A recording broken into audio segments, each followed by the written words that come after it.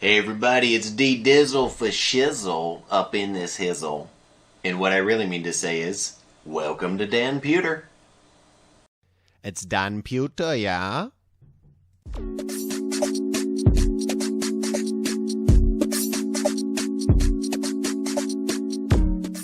So in this video, we're going to be talking about why we chose the parts we did for our ultimate badass gaming PC build of 2019. Well, badass gaming PC. It's not quite ultimate. Ultimate would be, going with the best of everything. Okay? But it is a very, very capable and badass gaming PC. So if you haven't watched the build, you might want to go watch the build part of the video, or the parts introduction is pretty cool too, where we introduce all the parts for the PC, and I'll put links in the description. But let's get started. So we chose for our badass gaming PC of 2019 the aorus z390 aorus Pro. Now, this is only a mid-tier gaming motherboard. So you might be wondering, hey, how can you call it badass if it's only mid-tier? I don't want to let you down, but let me explain myself. Yeah, we could have gone with like a $500 motherboard. This one clocking in at under 200, I think is a better deal, because performance-wise, it's going to perform about the same. You don't really get that much performance benefit by going to the really high end, and I'll prove it to you by going to some graphs. So I'm going to disappear for a second. Let's watch some graphs. So the first one I'll show you is CPU test using different motherboards. What we want to keep a look or take a look at here is the yellow, which is our motherboard. Actually, that's the Wi-Fi version, which is the same thing. It just has Wi-Fi, but it's the same thing. And the Asus Maximus 11 Extreme, that's in the red. That is a $500 high-end motherboard. And if we look at the results, lower time is better, and our motherboard, slightly higher time, but it's very, very close. If you look at that 409.267 versus 410.324, it's basically almost the same. If we look at another one, here's another CPU test using W prime, and again, lower is better. So our motherboard actually wins in that one. Look at that. It's actually lower than the Maximus Extreme, at least in the 1024M test. And then if we look at memory benchmarks using different motherboards, you can see that the Maximus is slightly better in memory benchmarks. But again, it's not a huge difference. And then we can look at some graphics data. So if we take a look at this, here's 3D Mark Firestrike Extreme. Again, if you look at physics and graphics, I mean, these scores are pretty much very close across the board. Here's another one from another site testing our motherboard alongside others. And this would be real-world game benchmarks. Benchmarking in the red, Total Warhammer, in the white, Rise of the Tomb Raider. And you see our graphics card down here coming in at 77.7 frames a second in Total Warhammer versus the Maximus Extreme at 77.5. So again, our motherboard actually wins in that benchmark. If you look at the other one, Rise of the Tomb Raider, 85.9 for the Pro. For the Maximus Extreme, 86.1. It wins, but slightly. And if you look at these numbers, really all the motherboards are very, very similar. So the point I'm trying to make is that as far as performance goes, you really don't need a real high-end, expensive motherboard. Now, there are reasons to go with the higher-end, expensive motherboards. One consideration might be VRM cooling. VRM would be the area around your CPU on the motherboard. This would come into consideration if you're an extreme overclocker. If you want to get that i9 up to like 5.2 gigahertz, then you're going to want great VRM cooling so the board stays cool and doesn't overheat from that overclock. Now this one, according to TweakTown and overclock3d.net, has good VRM cooling. We have good VRM cooling on this motherboard that we chose. But very high-end motherboard would have excellent VRM cooling if you're into that extreme stuff. Now, I'm not really an extreme overclocker. I will overclock the CPU because, I mean, it wouldn't be badass without an overclock. But I'm not going to go extreme.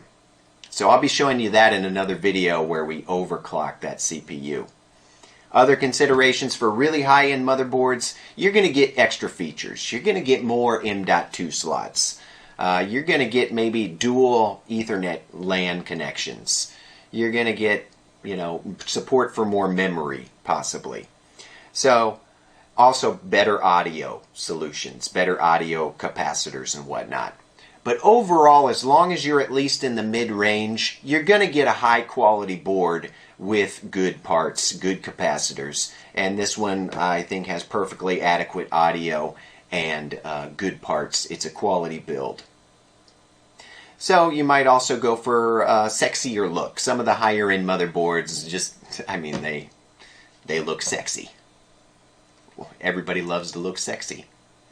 So you might go with aesthetic considerations. It might have better RGB, stuff like that. But for most users, you're going to be fine at the mid-range. And like I showed you, for performance, it doesn't really make a big difference. What's going to make the difference in performance is the parts that you pair with that motherboard. What CPU you're putting in it.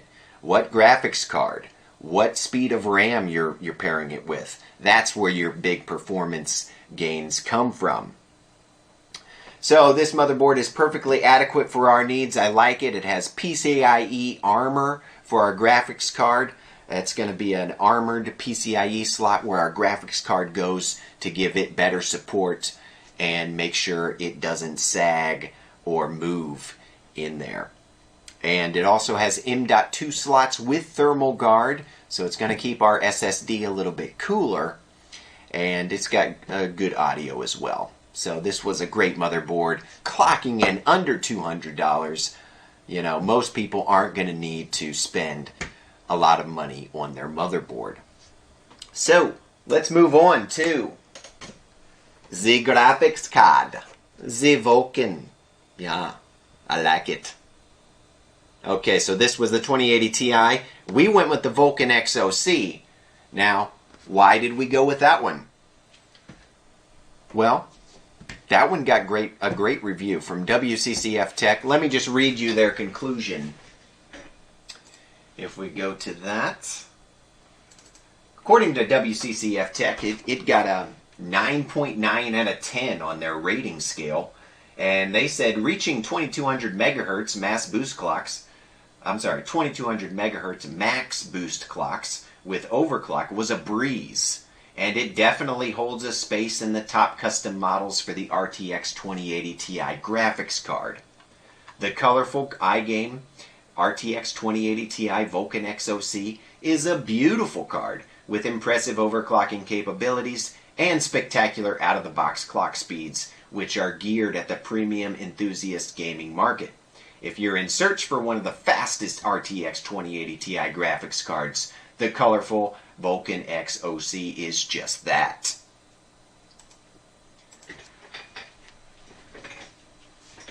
So, I went with that one. It's one of the fastest. If you take a look at their benchmarks on their review, I mean, it hits the top slot in pretty much every benchmark when it's overclocked. So, it is one of the best 2080 Ti cards out there. Now, with that said, NVIDIA just announced super versions of their cards, so I would hold off buying a graphics card right now because the RTX 2080 Ti Super will come out. That's going to have a higher clock speed and a higher clocked memory and probably more CUDA cores as well. So that's coming out probably this year. I would hold off for those maybe. Next up, we can talk about our cooler, right over here, the Kraken X62. So, why did we go with the X62? Well, there were three variants. Kraken starts, well, I don't know if they start with it, but We could have gone with the X52, that's 240 millimeters. The X62, which we did go with, is 280 millimeters long. Or there's the X72, which is 360 millimeters long. We chose the 280 based mostly on space considerations. So, space inside the case. We went with a mid-tower case, and a 360 millimeter radiator would have just been a really tight fit. So I was a little bit scared to go with that option just in case it didn't quite fit, because it's so long it would have needed that entire top space. And like if you watch the build video, you'll see that our CPU power wires from the power supply, which plug into the motherboard at the top, were kind of sticking up after I put them in. That might have made it impossible to get that 360 millimeter radiator in there. Not quite sure, maybe we could have squeezed it in, but I figured 280 millimeters is plenty long, and we went with that. That definitely fit in our case. And it fits well. Cooling wise, you're going to get maybe a few degrees difference between the X62 and the X72, but it's not that much. And for overclocking, I think this is perfectly capable of handling an overclocked i9. And we're going to take a look at that a little bit later. We're going to be overclocking the CPU just for you. Don't worry, we'll film it and show you our temps on that. So, Kraken X62. Next up, we could talk about our power supply, Micronics Performance 2 Power. Okay, this is the 850 watt variant. Now, as far as Micronics goes, I've had good luck with them in the past. I've used their Classic 2 power supplies, and I've never had a problem with Micronics. Also, very easy to get here in Korea.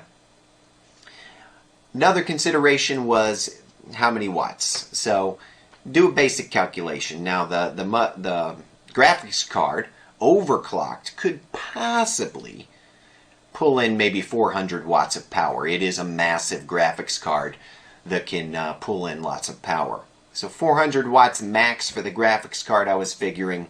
Overclock CPU, maybe 200 watts. So we're already up to 600. Then you consider the board and the rest of the parts. I would give at least 100 watts for everything else. So the peak power we might hit is 700 watts. And you don't want to be maxing out a power supply. You want a little bit of headroom in there. So at least 100 watts headroom. So we should have gone with at least an 800 watt. I chose the 850. Now, I could have gone with a 700 and just, not overclocked as much. And I might do another critique video where I talk about why that might have been a good idea. 700 watts is probably enough, but we went with the 850 just to have some extra headroom. Okay, let's move it on to the RAM Trident Z. So yeah, this is the Trident Z RGB 3200 megahertz RAM CL14. Let's break it down for a minute. So 3200 megahertz is the clock speed. That means it's going to do 3200 clock cycles per second. Now the CAS latency, the CL, is how many clock cycles it takes from issuing a command from the CPU to read or write data to the memory, and the memory being able to execute that command. And that's CL14, meaning 14 clock cycles it has to go through before it can start writing or reading that data, or at least giving it to the processor. So lower CL is better. I would recommend at least CL or no higher than CL16. We went with a really low CL14, and that's going to increase speed because it's going to take a shorter interval of time from issuing a command from the CPU until the memory is able to execute that command. Now, I also considered the speed, 3200 megahertz. If you take a look at a video from like our friends at Linus Tech Tips, they did a video on RAM speed, and it seems to show that 3200 to 3600 megahertz is about the sweet spot for DDR4 RAM. Beyond that, you start to get diminishing returns. Performance does increase a little, but it's very, very incremental. It's not as much of an increase in performance. And so you can take a look at videos on RAM speed. It seems to be 3200 to 3600 is about your sweet spot where you will see a performance bump that's noticeable and meaningful over lower clocked RAM. Going higher, a little bit bump up, but not as much. Okay, so that's out of the way. Let's move on. Our SSD, the 970 Evo Plus. We like it. So this is kind of in between the 970 and the 970 Pro. It's a very fast SSD and cheaper than the Pro.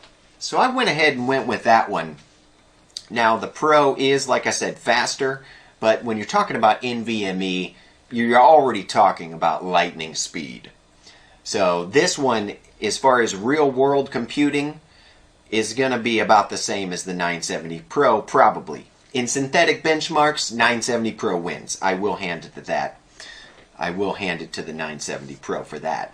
But in real-world computing, I mean, this is going to be lightning fast, way faster than a SATA SSD, and probably won't notice much difference between this and the Pro in loading programs in real-world computing.